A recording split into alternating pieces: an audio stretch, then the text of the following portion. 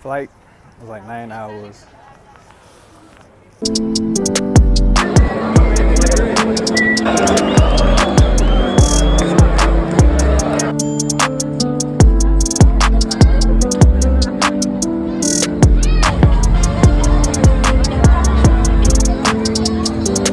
What's up? It's your boy Chris. I'm back from Spain, from Europe, Italy, all those places. And I'm going to tell you everything that happened in this video. All the romance, the adventure, the danger, the exploration. If you feeling it, if you rocking with your boy, you're going to see this little square box. Hit the subscribe button in the bottom. I much appreciate it. Thank you! I left Chicago around 16:35 military time, which is like about, what, 4:35. Fun fact, or just a word of advice, learn military time if you don't know it. The rest of the world uses it. It's just going to be real convenient if you're traveling abroad. I got to Spain at 7:50 in the morning. What's it called? The customs. That's what I'm looking for. Customs was cool. It was quick and easy. You know, just the line wasn't really long at all. I just kind of went straight up to the people at the window. And, you know, they hit you with the, where you going? How long you staying for? What's the address? And, you know, basically those 2-3 questions there. You in Spain. It's cool. Easy. In Spain, they speak Spanish, obviously. I didn't have a hard time with that. I'm fluent. But I don't think you would either. You could get by with English and just point and be like, hey, you know what I'm saying? Where we going? Figure it out. There was no line for the airport for a taxi. Usually you won't, but later on this trip I found out when I got to Italy, there's like for some reason there's like this giant line. But we're gonna talk about that when I get to that.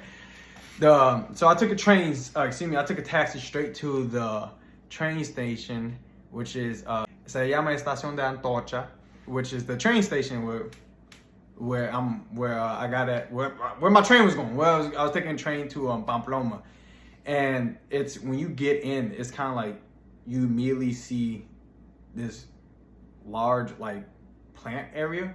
It's kind of cool actually. It makes me feel like I'm in like some type of conservatory, but it's just like a giant ass like hallway, and there's like plants all down the hallway on the other side. I'm gonna put a picture of it showing you what it looks like. And then when you go downstairs and stuff, there's like shops and stuff you want to grab to eat. Underneath the stairs in the back is where the actual station is at. So you can go to the bottom and find on the screen where your ticket's located. I didn't really, I didn't find it for some reason. I don't know what, it was something confusing about that situation, but I just asked somebody, they pointed me in the right direction. The thing about Spain though is that for some reason you could get to like where you're going. It's like, okay, you're gonna be on this floor is where all the trains are leaving, but they're not gonna tell you which specific train it is until like the last minute. I don't know why. I'm sitting around waiting. I'm like, yo, it's like 10 minutes. The train's supposed to be where am I going? And I ended up finding it through the same company. So there's like multiple companies for different trains.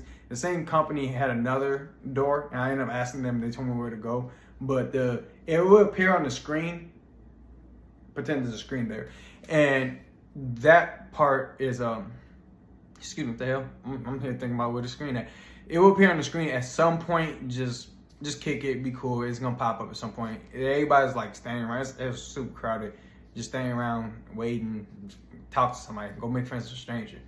So the train ride was about 3 hours long.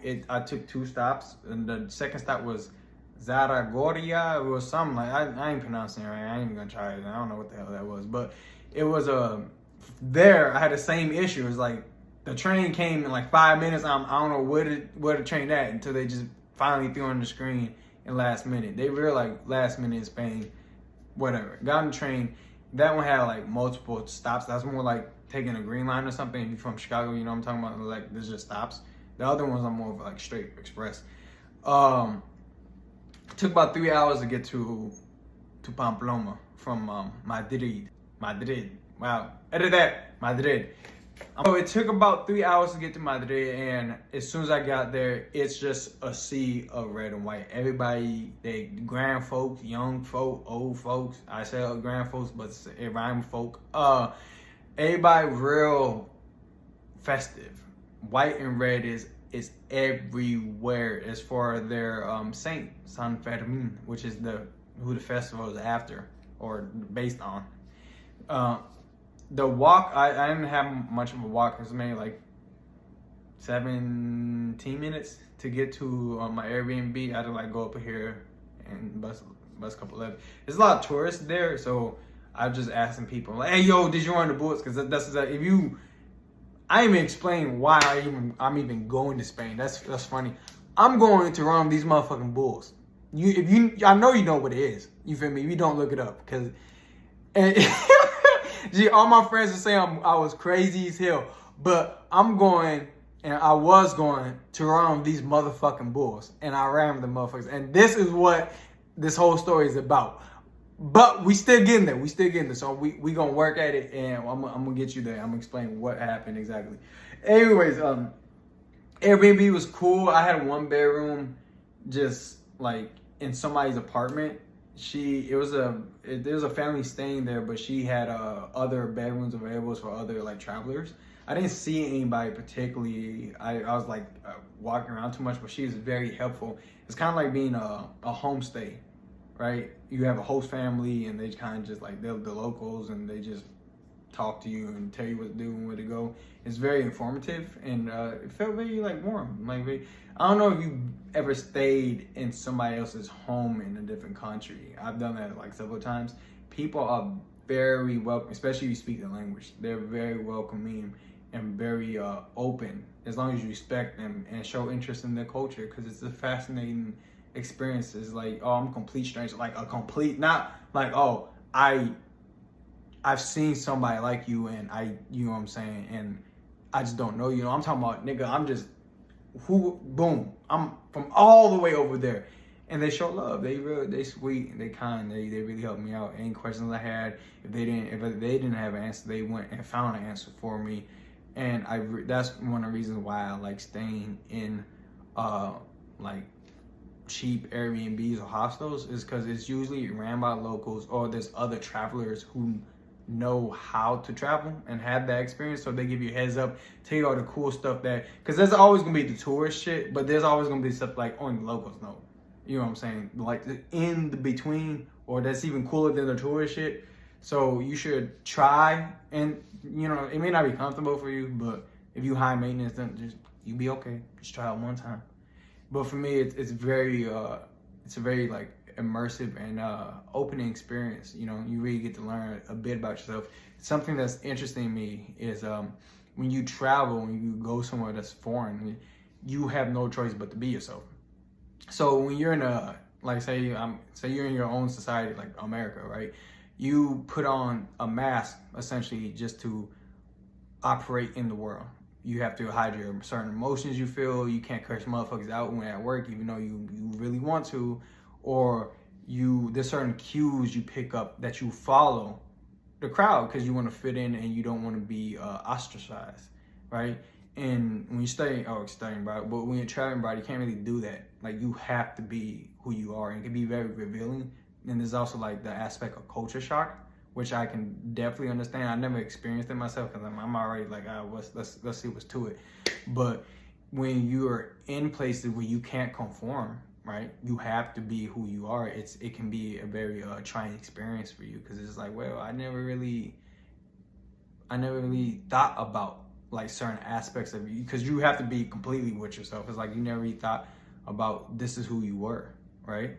So it was that's just one. I didn't even get all like deep and stuff, but this is one of the reasons why I do like going to a hostel or homes shared by a host family, and just traveling in general, because it's a very like informative experience. She pointed me where to go. I was looking for the streets. As soon as I got there, I started looking for the streets for where you run with the bulls, which is at the base of this museum. Okay, Museo de Navarra. That's the name of the museum where the base of the bull run is at. I get there and it's like it started picking up while I was walking there, but at the heart of the festival, it's just immediately busting. It's so many things to do. It's a very intricate festival. There's like sections for young kids, section for older adults, food to eat, section for like young people. You know what I'm saying? Motherfuckers just party, drunk as hell, like belligerent, like drunk, just doing all types of stuff. The music was very diverse too. There's obviously a lot of traditional music. So I'm thinking like tubas, bugles, horns, stuff like that. To they had like a punk band going in, but it didn't seem like planned out. It seemed like they just showed up and just started going, right? There's also, you know, they had like the reggaeton, you know, like certain sections. That's when my vibe was, right? There's a lot to do in the festival. There's in the old town area where there's like all cobblestones where the actual bull runs happen. There's a lot of bars. There's a lot of like food spots you can eat. Every night at 11 o'clock, they have a very long and intricate fireworks show. So every night for the 7 days that it happens. By the way, the festival starts from July 7th to the 14th. Fireworks, all types of stuff, many different types of music, foods. There's a carnival at the base of the castle, because maybe it's not a castle, but it's like a castle-like structure to me. But at the base of it, it's like a carnival where you got rides, haunted houses, prizes to win, get drunk as hell, daiquiris and all that stuff. Then they have another section where it's a park where it's like a line of tents where they're selling all types of knickknacks, items, clothes, things that you typically can't find anywhere but more so unique. But we're gonna skip ahead again, and we're gonna go ahead and talk about what that's just like what I saw when I got there. I'm gonna tell you how the bull run went. Listen, first piece of advice: do not record. Do not record. If you're gonna be in it, do not record it. Because I definitely tried it and I did succeed, but I definitely tried it and they kicked me out because it's dangerous. It's real life dangerous. And I was hard-headed. I knew I could do it, and I did do it. But it was very dangerous. Don't do that. Don't do that shit, because it's not just about you. You fuck up, fall, and then somebody else getting impaled, just tripping over your ass. So be very careful of that. The whole run is about 0.5 miles. It lasts about 2 to 6 minutes. Really, just 2 minutes. It's a very quick run. It starts at the base of the museo that I told you about earlier, Coliseum stadium structure area, which is not that longer run. The thing about the run is it's very intense. So you train for it. What I would do was I would like walk. I would sprint. So I like walk part of a mile or walk part of a lap. So pretending you're in a track and there's like 4 sides. I'll walk aside, sprint aside, walk aside, sprint aside, walk aside, sprint aside. When I got there, I just mapped out the entire area. You could tell easily where it's gonna be at. It's gonna be like wooden walls, and it's gonna be like closed off, and you're gonna feel real fucking claustrophobic when it start happening, because it's a lot of people, and it's like I'm talking about like you like this. There's so many people, and they push in, and you will. It's very dangerous. You could definitely get trampled. There's a lot of things happen, but definitely recommend it. Go ahead and do it. You gotta try it. If you're a man, you gotta do it once. You just gotta do it once. Go see something dangerous. So I had mapped out the area, and somehow, the lady at my Airbnb had told me that I should get there at like 6 or 5:30 in the morning if you want a spot to watch the bull run. No, I was fucking running. So I got there at 7:30. Let's just say I'm like I got there at 7 just to get in the area. But if you want to watch, you gotta get there like 5. Let's just say 5. You gotta get your spot very early because it's gonna be all taken up. Otherwise, you ain't gonna see shit. I'm getting there. It's like 7 o'clock. I'm just like mapping it out, trying to get through, and somehow I got locked out. It was just like towards the end, I was walking the whole thing and I got locked out somehow. So I had to run all the way back. And I met a guy named Adam from Texas who has 2 kids. And he was telling me, he's giving me advice about a bull run. First piece of advice is like, yo, these are wild animals. There ain't no real advice I can really give you. I give you tactics though. So the first thing about the bull run is if you fall down, stay down. Just stay down. It's okay, you probably gonna get trampled. You may get your rear busted. you know what I'm saying? But it's better than getting back up and getting your head knocked off by the bullhorn, because that's what happens. You're gonna be at their level at that point. When you're trying to stumble back up, just stay down, let everybody run over you. When the bulls pass, somebody will pick you up and you can start running again. The second piece of advice is look forward. If you don't want to fall down, look forward. I know it seems very like almost counterintuitive. Like, now you want to look, the bulls is coming, right?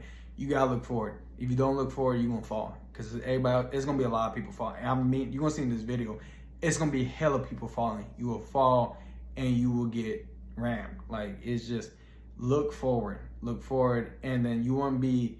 See, the thing about bull run is not necessarily about being athletic. I mean, being in shape is a great thing, and being fast too, but it's more so about being really aware of your situation, because it's a lot of chaos going around. It's a lot of chaos, people screaming, running, tripping, falling. It's like 12 bulls behind you, legit like 12. I'm not even lying. And you need to be aware of where you're at within the whole mix and where to move to get out the way. A lot of times when the bulls come, you can just move to the side and be cool. You know what I'm saying? Sometimes you don't even gotta do it. Sometimes the bulls just run around you.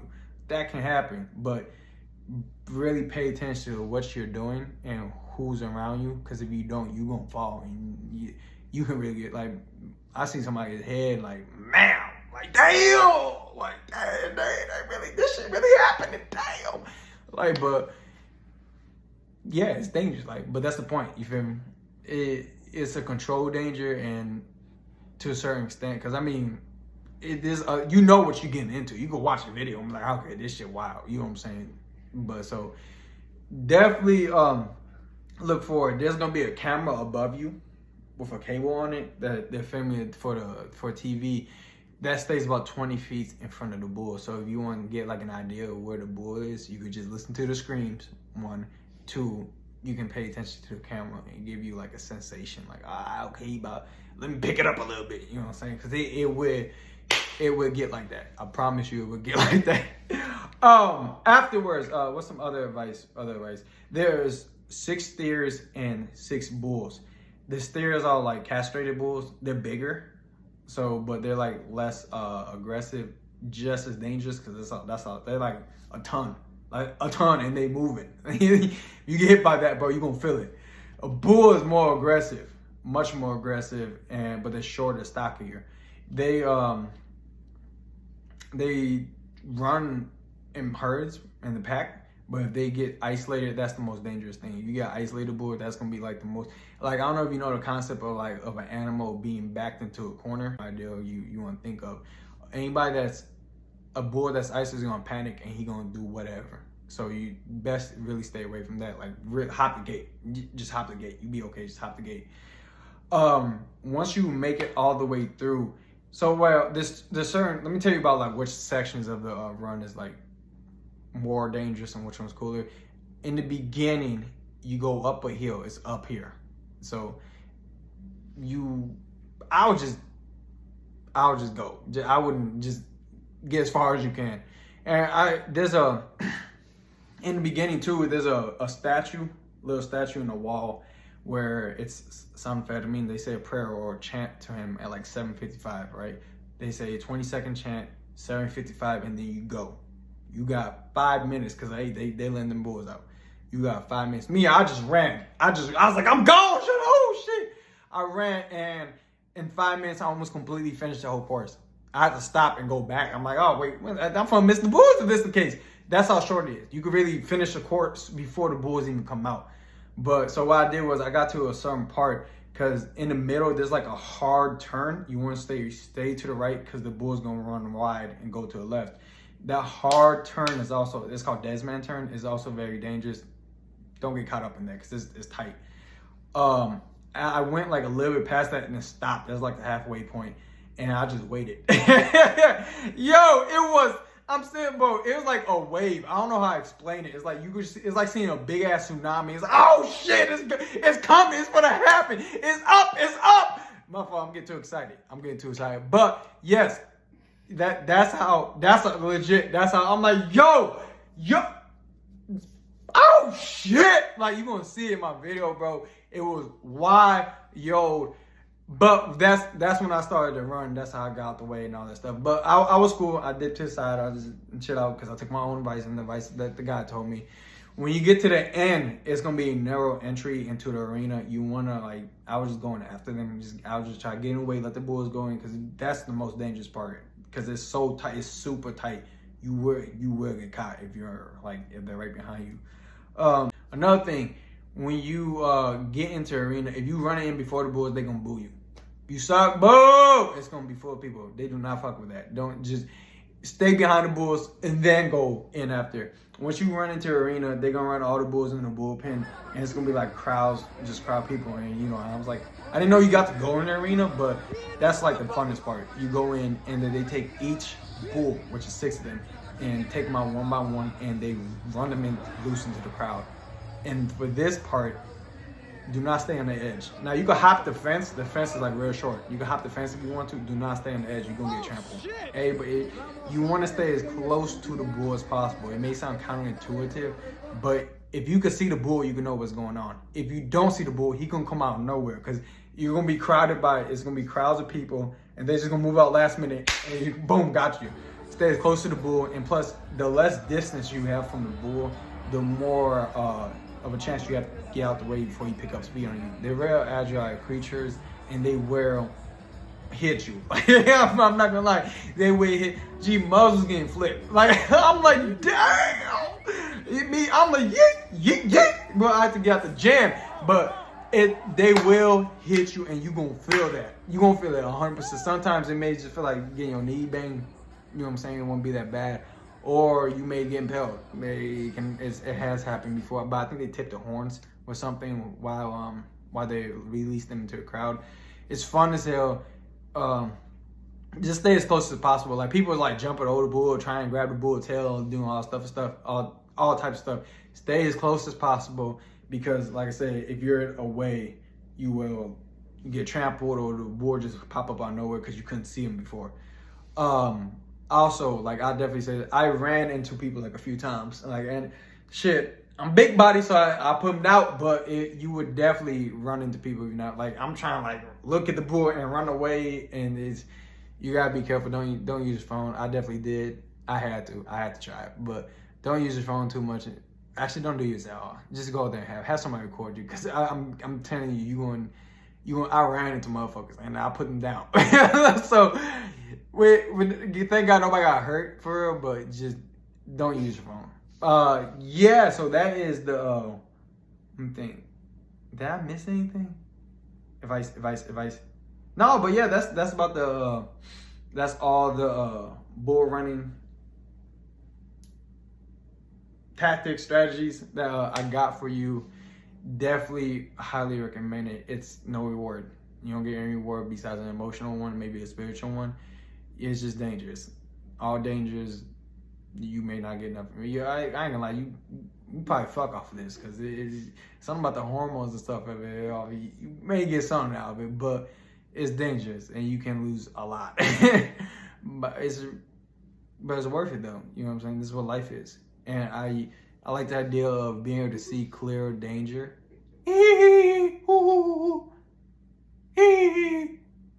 Sorry, my cousin is laughing. I like the idea of seeing real danger because a lot of times we go through life and we do the same thing over and over again. And then you get older and you just sit there and it's like, damn, that shit creeped up on you, and you didn't know. That's what real danger is. What you don't see coming, right? You can see the bulls coming. The stuff you don't see coming, like years of monotonous, like unfulfilling repetition, and then you pass, and it's just like, man, for me, the bull run is like kind of like a way to like try to break out of that and to see like the closer you are to danger, like real danger, and you're aware of it, the more focused you are. Because I wasn't thinking about nothing else, obviously, and you won't be either if you go do it. So definitely recommend it. Talk to me if you got any ideas. I'm gonna do it again next year. We go. Just let me know something. We go. Talk to you. Appreciate you watching. Peace.